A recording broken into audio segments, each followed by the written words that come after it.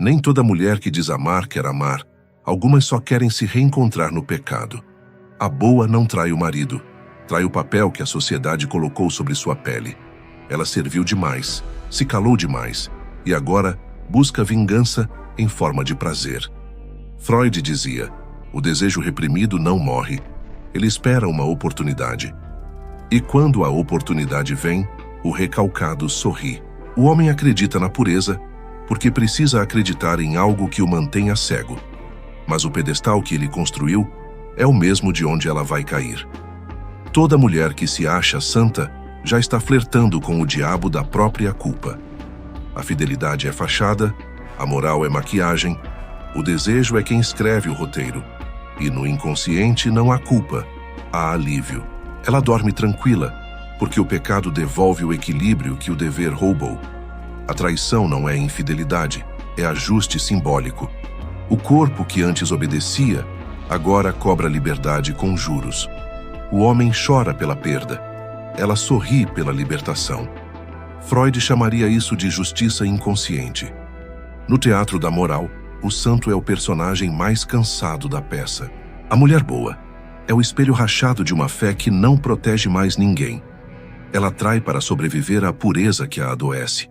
E o homem que tenta curar o desejo dela morre afogado na própria ilusão, porque o amor que nega o inconsciente é só mais uma forma de mentira. Ela jura que é fiel, cuidadosa, leal. E talvez seja. Mas a fidelidade dela é moral, não simbólica. Enquanto você acredita na pureza, ela fantasia com o poder de ser desejada. O corpo fica quieto, mas o inconsciente trabalha em silêncio. Freud diria: o recalcado não morre, apenas muda de disfarce. E o disfarce favorito da culpa é a bondade excessiva. O homem moderno se apaixona pela mulher boa, porque ela o tranquiliza. Mas por trás do olhar dócil há uma vontade de vingança contra a própria repressão. Ela não trai por luxúria, trai por revanche. É o desejo cobrando os juros da obediência. Cada não que engoliu vira gozo atrasado, e o dia em que ela cede, o pecado parece justiça. A mulher boa é a mais perigosa porque acredita ser santa. E quem acredita ser pura se sente autorizada a pecar sem culpa. O marido dorme tranquilo ao lado da moral encarnada, sem saber que o inconsciente dela está em guerra. O silêncio dela não é serenidade, é trama. Toda doçura excessiva é recalque maquiado com perfume caro. Freud chamava de retorno do reprimido. Tudo que é negado volta pela porta dos fundos. O afeto contido vira desejo por outros corpos, outras histórias, outras versões de si. Ela não quer outro homem, quer se sentir viva fora do pedestal que o marido construiu. E quando trai, não trai o amor. Trai a imagem que aprendeu. Você ainda acha que ela é boa porque não traiu fisicamente. Mas a traição real é simbólica. É quando o corpo permanece, mas o desejo migra. É quando ela faz amor contigo, pensando em si mesma. É quando o sorriso dela não é gratidão, é alívio. E o homem que confunde fidelidade com presença já foi traído há muito tempo. Só ainda não percebeu. Nem toda traição acontece na cama. Algumas nascem no olhar, na comparação, no silêncio carregado de tédio. A mulher boa trai quando oferece ao mundo a vitalidade que nega ao marido. Sorri demais para o colega, compartilha segredos com o ex, confessa angústias a um amigo. Nada de beijo, tudo de desejo. É a infidelidade emocional, o corpo fiel, o inconsciente em adultério. Freud chamaria isso de transferência. O desejo muda de alvo, mas mantém a forma. Ela não busca prazer físico, busca um espelho que devolva o brilho que o cotidiano apagou. A moral impede o ato, mas o pensamento já consumou. A fidelidade, nesse caso, é ritual de culpa. Ela se nega ao toque para continuar se achando boa. E quanto mais se nega, mais deseja. A traição simbólica é o gozo de se sentir desejada sem romper o código. É a excitação do risco sem o ato. Lacan diria que o prazer está no interdito. Quanto mais proibido, mais intenso. Por isso, a mulher boa se alimenta do quase. Ela quer o elogio, o olhar, a confirmação. e chama isso de inocência, quando na verdade é teatro de controle. O homem raramente percebe. Acha charme o que é manipulação inconsciente. Enquanto acredita ser o único, ela alimenta o ego com pequenas transgressões. Cada mensagem respondida, cada olhar sustentado, é dose de adrenalina psíquica. Não quer outro corpo, quer o poder de ainda ser desejada. O pecado é discreto, mas o prazer é imenso. A fidelidade da mulher boa é contrato social, não escolha de desejo. Ela permanece porque precisa manter o papel, não porque o amor ainda vive. O homem acredita estar seguro, mas dorme com uma atriz. E o palco é tão convincente que ele confunde performance com pureza. A traição simbólica é a mais cruel. Acontece enquanto ele ainda acredita ser amado. A mulher boa precisa acreditar que é boa para não encarar o próprio vazio. Sua bondade é defesa, não virtude. Ela doa, cuida, se sacrifica, mas tudo com um propósito oculto: sentir-se necessária. O bem que faz ao outro é o espelho que confirma sua importância. Freud chamava isso de investimento narcísico, o amor como forma disfarçada de vaidade. O cuidado excessivo é o disfarce mais eficiente do controle. Ela cuida para dominar, se anula para ter poder. O homem confunde isso com doçura, mas é estratégia. Quanto mais dependente ele fica, mais forte ela se sente. É o gozo de ser indispensável, a mesma lógica da mãe que não suporta ver o filho crescer. Amor que aprisiona é vaidade vestida de pureza. A culpa é o motor secreto dessa estrutura. Ela teme o desejo e se refugia na moral. Faz o bem para evitar o mal que deseja. Freud dizia que o superego feminino é o carrasco mais cruel. Pune o prazer e recompensa a culpa. Por isso, quanto mais ela se contém, mais se sente virtuosa. O prazer proibido vira medalha de santidade no inconsciente. Quando trai, não se sente pecadora. Sente-se viva. O ato é justificado como libertação, não traição. Eu merecia, ela diz, e acredita. É o ego cobrando os juros do sacrifício. O prazer é a compensação pela pureza forçada. O marido jamais entende. Pensa que perdeu o amor, quando na verdade ela apenas cansou de sustentar a própria máscara. O homem precisa entender que a bondade feminina não é prova de amor, é sinal de defesa. A mulher que precisa parecer perfeita está fugindo da própria sombra. Ela não ama de forma plena porque está ocupada demais tentando ser irrepreensível. E quando a culpa atinge o limite, o desejo explode. A traição não destrói a santa, apenas revela a mulher. A mulher boa passa a vida obedecendo a um roteiro que ninguém escreveu por ela. Aprende a sorrir quando quer gritar, a cuidar quando precisa ser cuidada. Reprime raiva, desejo, curiosidade. E o inconsciente registra cada renúncia como dívida. Freud chamava isso de retorno do recalcado. O que é negado volta pedindo reparação. E o preço vem na forma de traição. A traição é o grito do desejo cansado de ser silenciado. Não é sobre o outro homem, é sobre ela. É a vingança contra a própria submissão. O prazer do ato não está no corpo, mas no desafio. É dizer ao inconsciente: agora eu mando.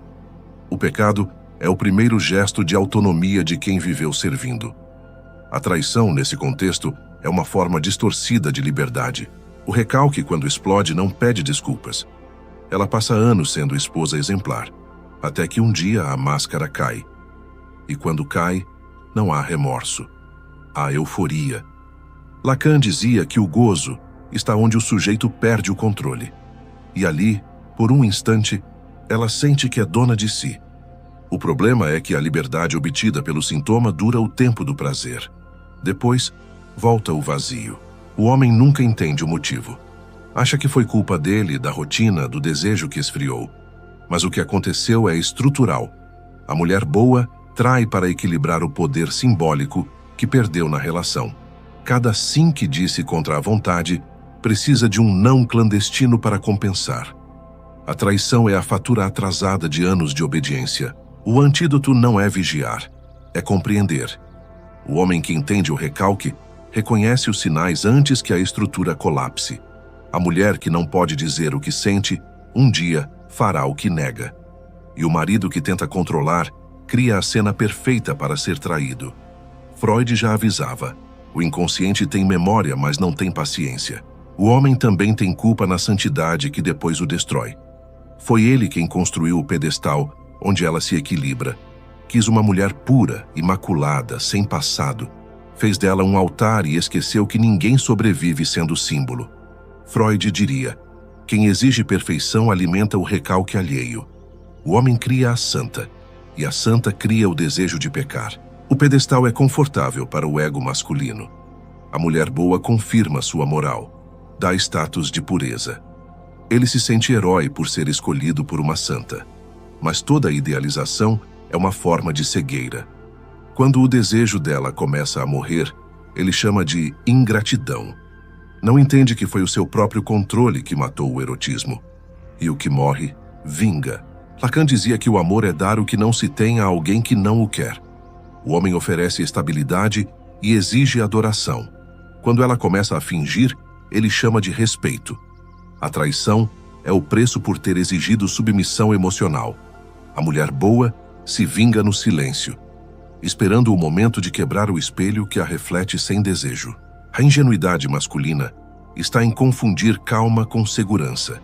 A mulher ideal é a mais perigosa, porque aprendeu a disfarçar insatisfação. Ela não grita, planeja, não confronta, espera. O homem dorme tranquilo, acreditando que domina o lar, sem saber que já perdeu a alma do vínculo. O corpo ainda está ali, mas o olhar já foi embora há muito tempo. O homem lúcido não quer santa, quer mulher inteira. Quem precisa da pureza feminina ainda é menino buscando mãe. Freud chamaria isso de fixação edípica, amar para ser amado como filho. E é nesse erro que nasce a traição, porque nenhuma mulher suporta o peso de ser ideal. Toda santa cansada acaba traindo o altar que a aprisiona. A mulher boa dorme tranquila, porque o inconsciente absolve o que a moral condena. O superego feminino pune o prazer legítimo, mas alivia o prazer clandestino. Quando trai, ela sente que apenas equilibrou as forças. A culpa se dissolve, porque no fundo acredita estar corrigindo uma injustiça. Anos servindo, calando e se anulando, o ato vira compensação, não pecado. Freud explicava que o superego feminino é estruturado na culpa e na recompensa simbólica. A mulher moralista não suporta o desejo, até que ele a domina. Quando finalmente transgride, o alívio é maior que o medo. Ela se sente pura por dentro, mesmo após o ato.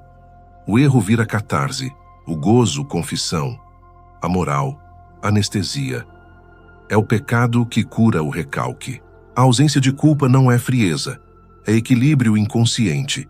A mente entende o que a boca jamais confessaria. O adultério foi a forma simbólica de se reencontrar. O prazer não é no corpo, é na vingança contra a própria repressão. Ela dorme serena porque acredita ter feito justiça. Não contra o homem, mas contra a máscara que sustentava. O homem, por outro lado, desaba. Enquanto ela se recompõe, ele enlouquece. O masculino lida com o desejo como território, o feminino como linguagem. Para ela, a traição foi expressão. Para ele, profanação. Por isso, o sofrimento não é o mesmo. Freud dizia: onde o homem sente perda, a mulher sente restauração. A diferença é estrutural. A traição feminina é a confissão do desejo que o casamento calou. Ela não precisa pedir perdão porque não se sente criminosa. Sente-se pela primeira vez viva, e é por isso que dorme tranquila. O pecado para o homem é peso, para a mulher é reequilíbrio. A santa, ao cair, finalmente pisa no chão, e é lá que encontra o prazer que a fé negava. A mulher boa é o espelho rachado de uma moral que não funciona mais. Por fora, brilho, por dentro, rachadura. Vive entre o dever e o desejo, entre o eu devo e o eu quero. Quando a culpa vence, ela adoece. Quando o desejo vence, ela trai.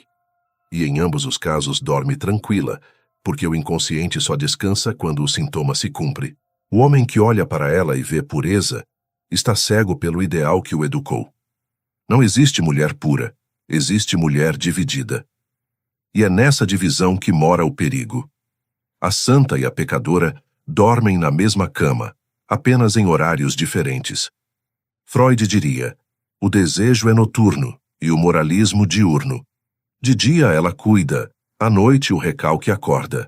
A traição feminina é o altar onde o recalque se ajoelha. É a confissão silenciosa do desejo que sobreviveu ao controle. A mulher boa não trai o marido, trai a personagem que a castrou.